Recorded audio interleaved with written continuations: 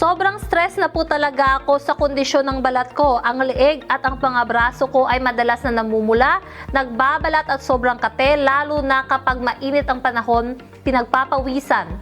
May mga araw na hindi ako makapagsuot ng damit na bukas ang leeg at iniiwasan kong lumapit sa ibang tao dahil pakiramdam ko lahat sila ay nakatingin sa balat ko.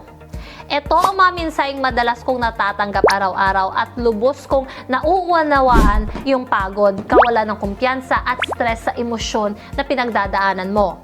Kapag ang problema sa balat ay lumalabas sa leeg, braso at iba pang nakalantad na bahagi ng katawan, hindi na ito simpleng issue sa balat lamang, kundi malaki ang epekto nito sa tiwala sa sarili, pang-araw-araw na gawain at pakikisalamuha sa iba. Sa maraming kaso, ang mga sintomas tulad ng matagal na pagmumula, pagbabalat, pagkapal ng balat at madaling iritasyon ay kadalasang may kaugnayan sa pamamaga ng balat na hindi kontrolado ng maayos. Kapag may pamamaga, humihinga ang natural na proteksyon ng balat, kaya kahit pawis, alikabok o bahagyang pagkikiskisan ay maaaring magdulot ng mas matinding kate at pamumula. Sa larangan ng dermatology, ang betamethasone ay isang karaniwang ginagamit na topical medication upang bawasan ang pamamaga ng balat. Tumutulong ito na pakalmahin at naiirita na balat, bawasan ang pamumula at kate at tulungan ang balat na maging mas stable at mas komportable sa araw-araw.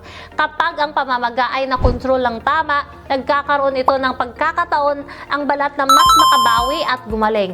At higit sa lahat, ang pasyente ay hindi na kailangan mabuhay araw-araw sa takot at kawalan ng kumpiyansa. Nung ikaw ay nakaranas ng problema sa balat, leeg, braso o iba pang nakalantad na bahagi ng katawan na nagdudulot sa iyo ng pagod, pag-iwas, pakikisalamuha at kawalan ng tiwala sa sarili, huwag mong tiisin ito ng mag-isa. Mag-message ka na sa amin ngayon, ipadala ang larawan ng balat na may problema upang ikaw ay makatanggap ng libreng konsultasyon. Meron kaming espesyal na support program para sa original na betamethasone, okay, na available lamang ngayong araw. So, bilisan mo na.